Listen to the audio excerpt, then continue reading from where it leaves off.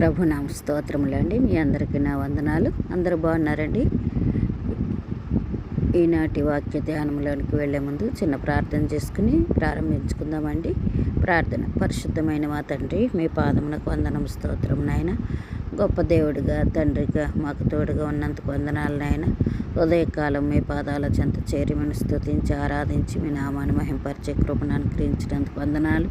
నేను ఈ దినమంతట్లో మీ సన్నిధి తోడుగా ఉంచండి. మీ వాక్యం ద్వారా మాతో మాట్లాడి మమ్మల్ని బలపరచమని, ధైర్యపరచమని మీకు వందనాలు చెల్లిస్తూ వేస్తున్నాము ప్రార్థించి ప్రారంభించుకొంచున్నాము మా తండ్రి.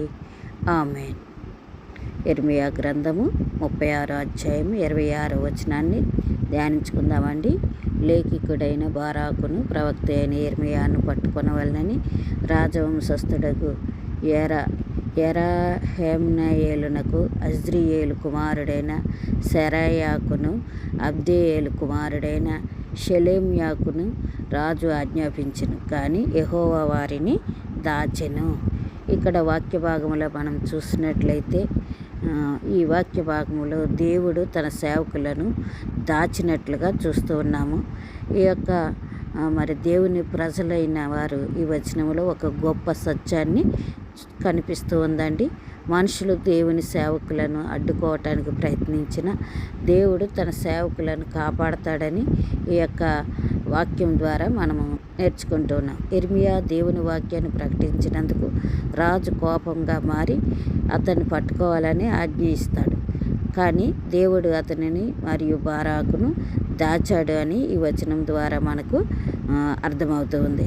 ఈ వచనంలో 3 ముఖ్యమైన బోధనలు మనకి కనబడుతూ ఉన్నాయి. ఒకటి, దేవుని వాక్యాన్ని ప్రకటించిన వారికి విరోధం చేస్తున్నట్లుగా మనం చూడవచ్చు.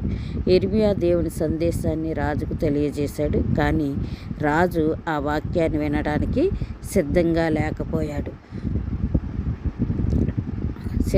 లేకపోయాడు. అతను ఈ గ్రంథాన్ని మరి ఇచ్చినట్లుగా మనము చూడవచ్చు. ఈ గ్రంథాన్ని ఏం చేశారంటే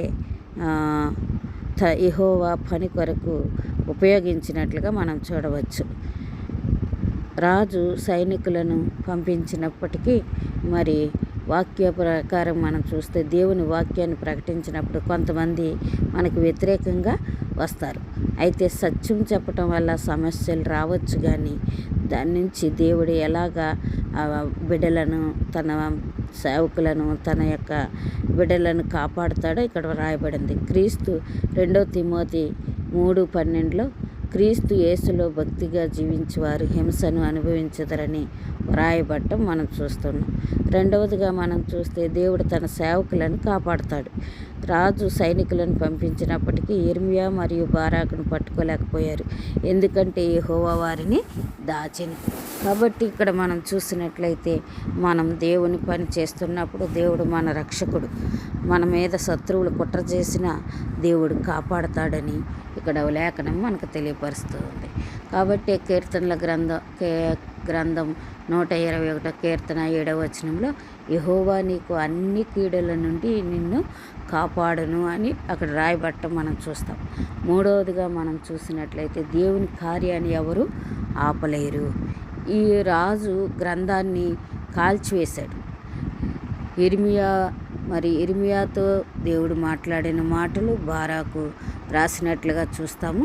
అయితే ఇర్మియా రాసినట్లుగా చూస్తాము. ఆ గ్రంథాన్ని ఆ రాజు ఏం చేశాడంటే ఆ గ్రంథం చదువుతూ ఉన్నప్పుడు 2-3 పేజీలు చదవనిచ్చిన తర్వాత అతడు ఆ గ్రంథాన్ని తీసుకొని ఆ మంటలో వేసి కాల్చేసినట్లుగా మనం చూస్తాం వాక్య భాగంలో.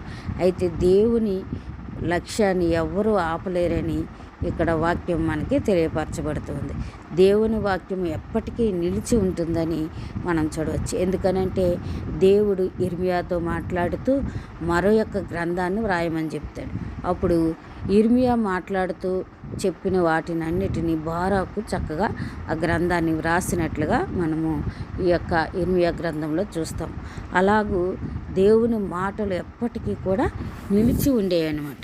ఒకవేళ రాజు కానీ దేవునికి వ్యతిరేకమైన వారు కానీ ఎవరైనా సరే ఆ గ్రంథాన్ని, ఆ యొక్క వాక్యాన్ని చెరిపేయాలి, లేదా వాటిని లేకుండా చేయాలని మానవులైతే దేవుని కార్యాన్ని ఆటంకపరచాలనుకుంటారో వారందరికీ కూడా దేవుని వాక్యం సెలవిస్తుంది ఏమిటంటే, దేవుని లక్ష్యాన్ని ఎవరు ఆపలేరు. దేవుని వాక్యం ఎప్పటికీ నిలిచి ఉంటుందని వాక్యం మనకి తెలియపరచబడుతుంది. యెషయా గ్రంథం 48లో చూస్తే, గడ్డి ఎండిపోవును, పువ్వు వాడిపోవును, కానీ దేవుని వాక్యము నిత్యము నిలిచిననుంది.